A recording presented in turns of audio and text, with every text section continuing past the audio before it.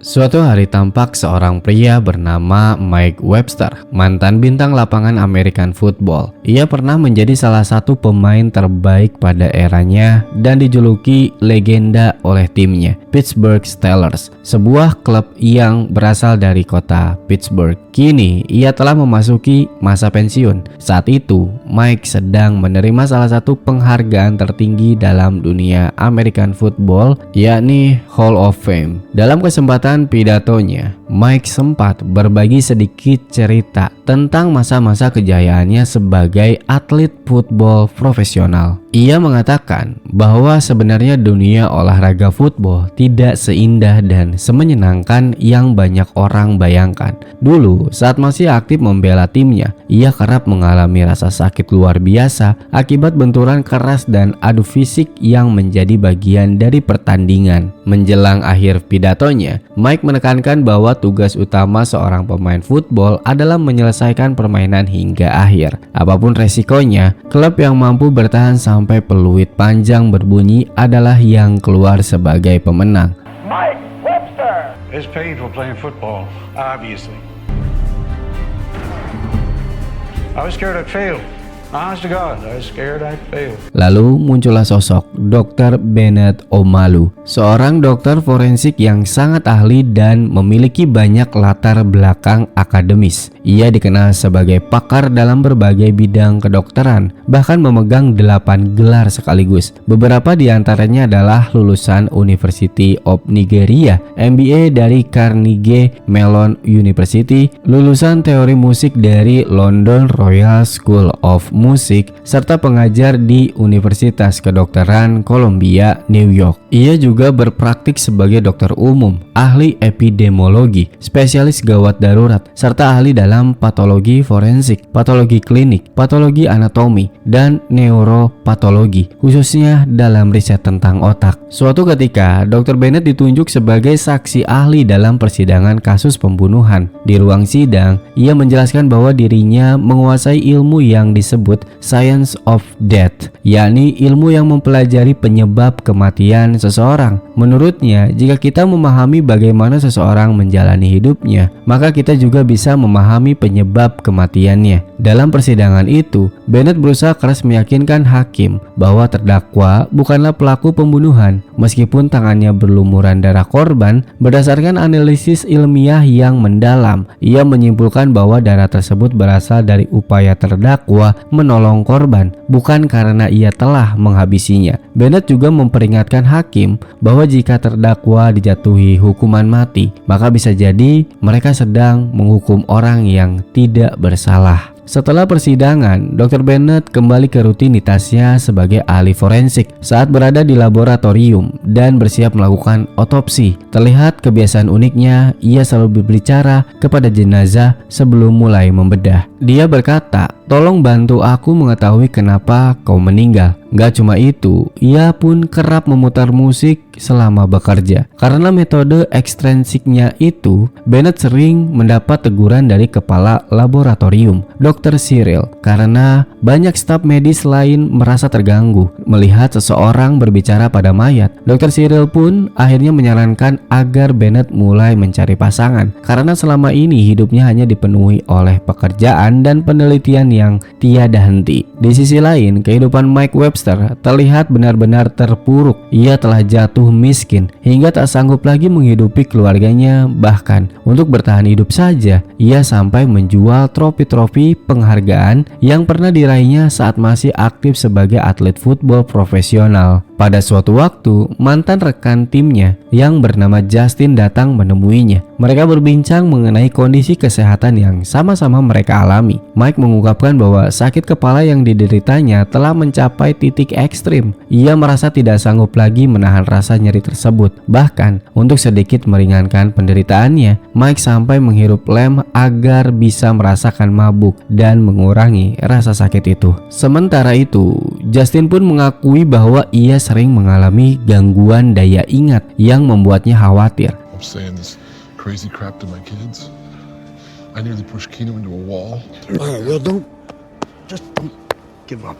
Keesokan harinya, Dr. Bennett baru saja keluar dari gereja. Ketika ia dihampiri oleh sang pendeta, pendeta tersebut memperkenalkan seorang wanita bernama Prema Mutiso, seorang perawat asal Kenya yang tengah mencari tempat tinggal baru di Amerika. Karena Bennett pernah merasakan sendiri kerasnya hidup sebagai imigran, ia pun tergerak untuk membantu Mutiso. Bennett lalu menawarkan tempat tinggal sementara di rumahnya, hingga Mutiso mendapatkan tempat tinggal tetap. Ia bahkan meminjamkan uang kepada Mutiso untuk memenuhi kebutuhan sehari-hari selama masa pencarian kerja barunya. Sementara itu, Mike akhirnya memutuskan untuk memeriksakan kondisinya kepada mantan dokter timnya, Dr. Julian. Dalam pertemuan itu, Mike tampak sangat cemas dan memohon agar sakit kepala yang menyiksanya bisa segera diatasi. Namun, setelah dilakukan pemindaian otak, hasilnya menunjukkan bahwa otak Mike tampak normal, tidak ada tanda-tanda penyakit. Mendengar hasil itu, Mike benar-benar marah dan kecewa berat. Ia tak bisa menerima kenyataan bahwa rasa sakit luar biasa yang ia alami setiap hari tidak menunjukkan gejala medis apapun. Setiap kali ia datang ke Dr. Julian, yang bisa dilakukan sang dokter hanyalah memberikan sebuah obat pereda nyeri. Hingga pada suatu malam, Mike benar-benar kehilangan harapan. Rasa sakit di kepalanya tak juga mereda. Akhirnya, dalam keputusan yang mendalam, ia memutuskan untuk mengakhiri hidupnya sendiri. Beberapa hari kemudian, kabar kematian Mike Webster pun menyebar luas dan mengejutkan seluruh kota. Mike bukanlah sosok biasa, ia adalah ikon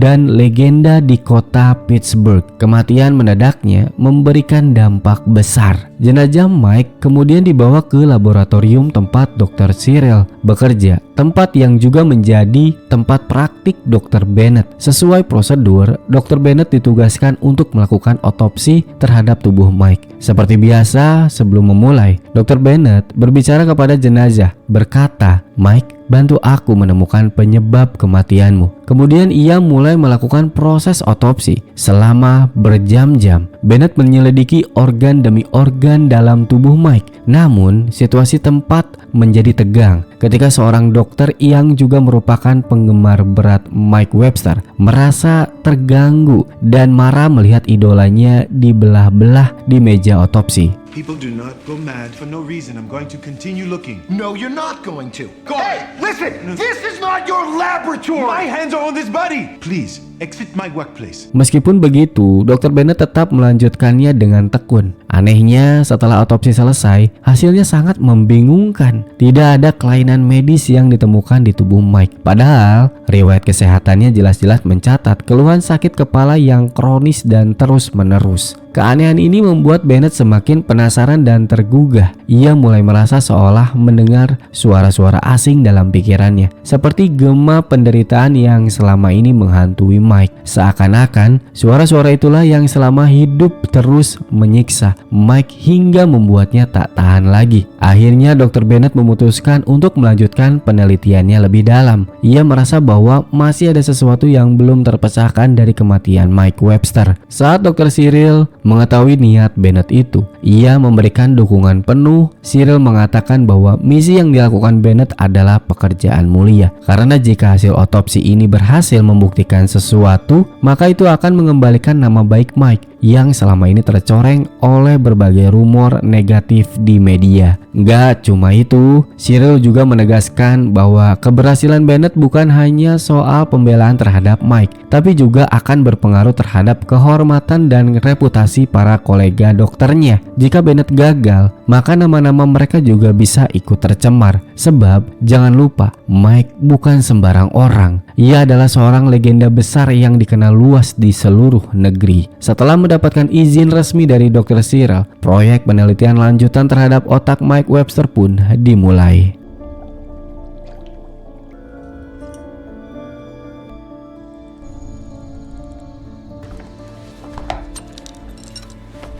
Hari pun terus berlalu. Dan Dr. Bennett tidak berhenti menelusuri lebih dalam kasus ini. Ia sering bolak-balik ke markas klub Pittsburgh Steelers demi mengamati secara langsung gaya hidup dan pola permainan para pemain football. Gak cuma itu aja, ia juga menyaksikan banyak rekaman pertandingan satu persatu. Dalam rekaman-rekaman itu, Bennett melihat betapa seringnya kepala para pemain saling berbenturan dengan sangat keras. Ia kemudian mulai membandingkan semua temuan tersebut dengan teori-teori yang ia susun di dalam pikirannya. Bennett memang selalu berpegang pada satu prinsip penting dalam pekerjaannya. Jika aku tahu bagaimana seseorang hidup, maka aku akan tahu bagaimana ia mati. Setelah memulai proses yang sangat amat panjang, akhirnya penelitiannya pun selesai. Bennett pun pergi ke laboratorium universitas tempat ia dulu menimba ilmu. Di sana, ia bertemu kembali dengan Profesor Stephen dan juga salah satu teman kuliahnya dulu. Ia pun mulai mempresentasikan hasil akhir dari pengamatan dan penelitiannya terkait kondisi otak Mike Webster. Untuk menjelaskan temuannya, Bennett menggunakan analogi dari dunia hewan. Ia memulai dengan membahas tentang burung Cape Gannet, sejenis burung penyelam yang bisa terbang dengan kecepatan hingga 75 mil per jam, lalu menjatuhkan diri seperti peluru hidup ke permukaan laut saat menyelam untuk menangkap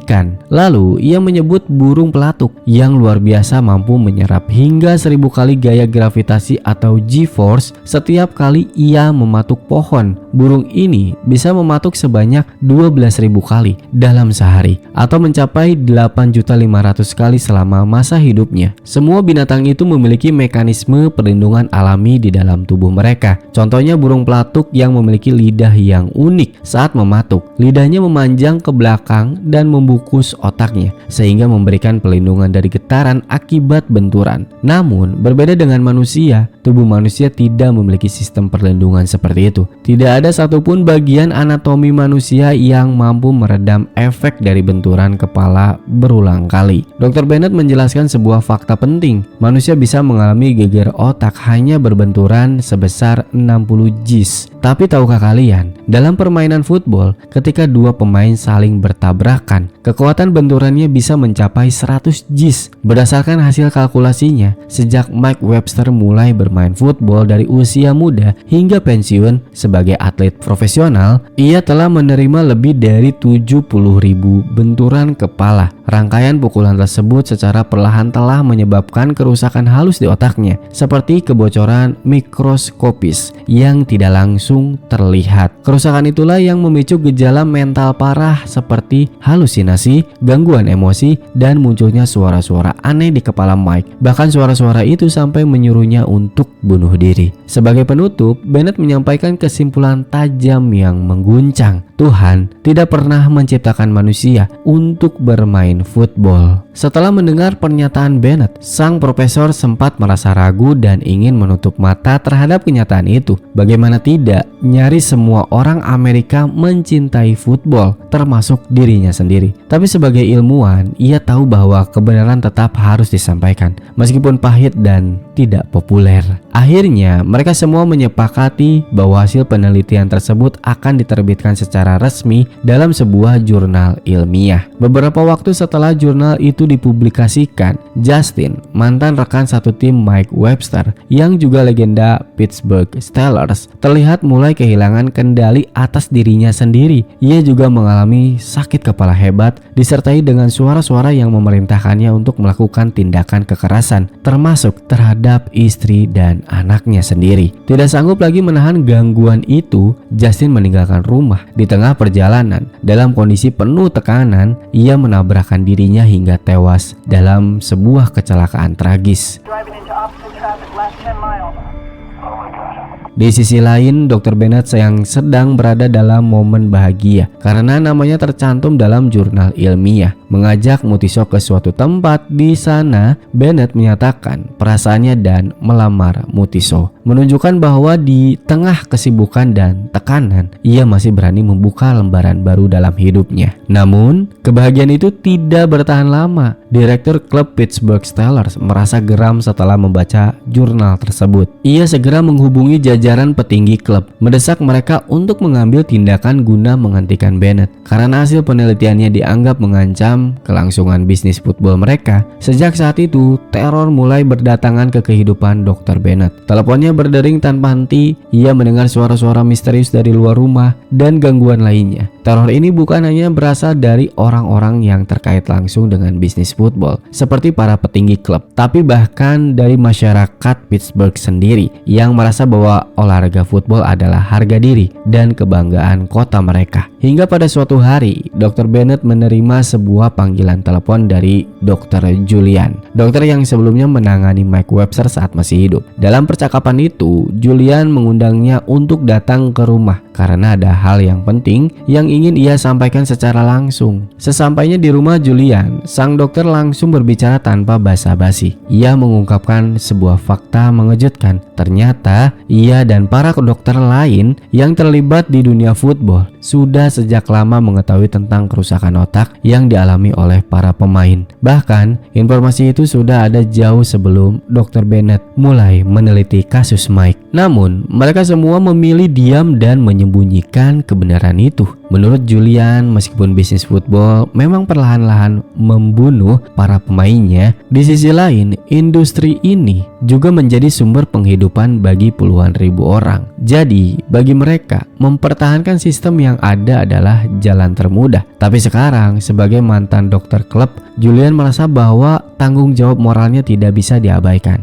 Para pemain di tim itu sudah seperti keluarganya sendiri karena selama bertahun-tahun ia memeriksa dan merawat mereka satu persatu. Dengan tekad bulat, Julian menyatakan bahwa ia akan sepenuhnya mendukung penelitian dan perjuangan Dr. Bennett apapun konsekuensinya. Namun, ia juga memperingatkan bahwa Bennett kini akan menghadapi pertempuran berat melawan kekuatan besar, para raksasa bisnis yang pasti akan berusaha membungkam dan menghancurkannya. Waktu pun berlalu, satu demi satu, kematian para mantan pemain football kembali terjadi. Jumlahnya kini mencapai 4 kasus. Semuanya ditangani oleh laboratorium Dr. Bennett, Mike Webster, Terry Long, Andre Waters, dan Justin. Keempatnya menunjukkan kerusakan otak parah yang sama, mengindikasikan bahwa mereka mengalami kondisi neurologis yang identik. Fakta ini membuat posisi klub Pittsburgh Steelers tidak bisa lagi menyangkal atau menutup-nutupi dengan bukti kuat dari keempat kasus tersebut. Kini Dr. Bennett dan timnya berada dalam posisi yang lebih kuat daripada klub sebesar Steelers sendiri. Dan inilah saatnya untuk melawan balik. Keesokan harinya Dr. Bennett dan Dr. Julian mengatur pertemuan dengan Dr. Maroon, seorang tokoh penting yang menjabat sebagai Presiden Kongres Ahli Saraf sekaligus bagian dari struktur klub Pittsburgh Steelers. Dalam pertemuan itu, Bennett mengungkapkan seluruh hasil temuannya kepada Maroon dan memohon agar ia ikut bergabung untuk mengungkap sisi gelap industri football demi menyelamatkan nyawa para pemain.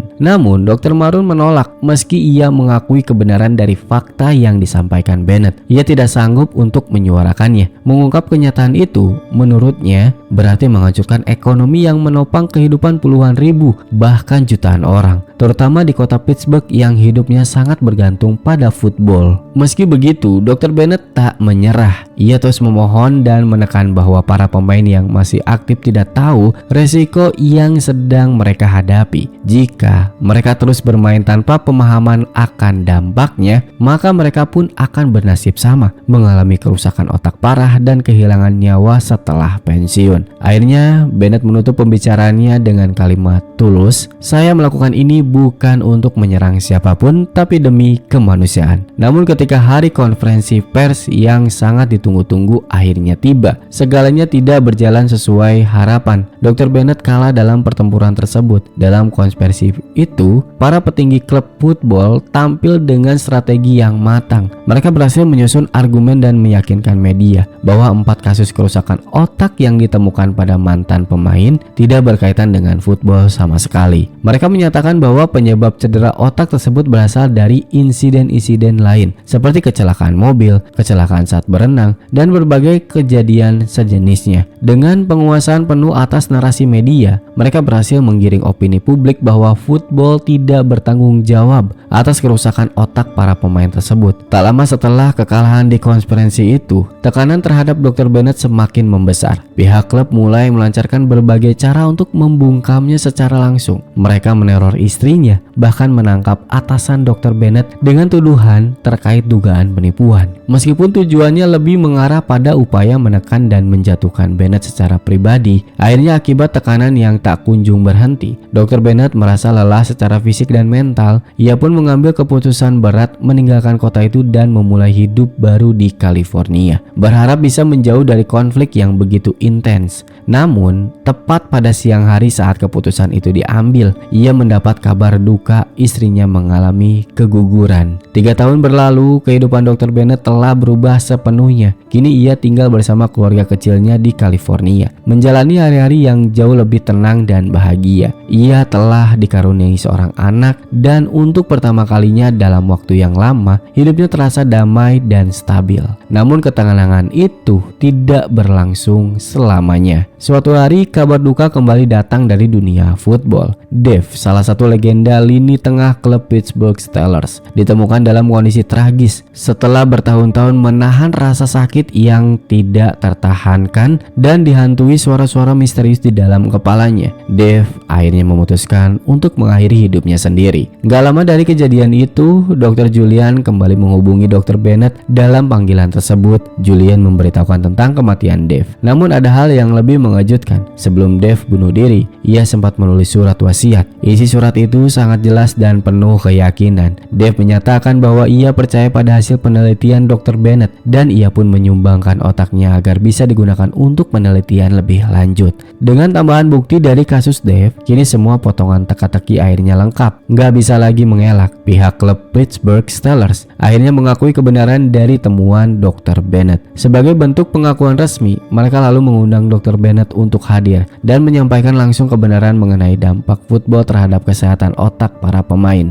di hadapan publik dan dunia olahraga. Di tengah pidato Dr. Bennett yang penuh haru dan kebenaran, matanya sempat menangkap sesuatu dari kejauhan. Ia melihat sosok arwah Mike Webster dengan senyum penuh damai di wajahnya, seolah memberi tanda bahwa akhirnya kebenaran telah terungkap. Penyebab kematian mereka semua kini telah mendapat kejelasan. Mereka yang selama ini menderita dalam diam kini bisa beristirahat dengan tenang karena perjuangan dan suara mereka itu telah tersampaikan melalui Dr. Bennett. Dan di momen penuh makna itu, film pun tamat. Oke penonton, bagaimana ceritanya? Ini filmnya bagus banget, menceritakan orang yang benar-benar gigih mengungkap sebuah kebenaran meskipun lawannya adalah seorang pengusaha elit global, tapi tetap bisa dimenangkan oleh kebenaran karena memang kebenaran adalah absolut dan tidak bisa terbantahkan meskipun dengan uang yang banyak. Oke, gua Angga, sampai jumpa di video selanjutnya. Terima kasih.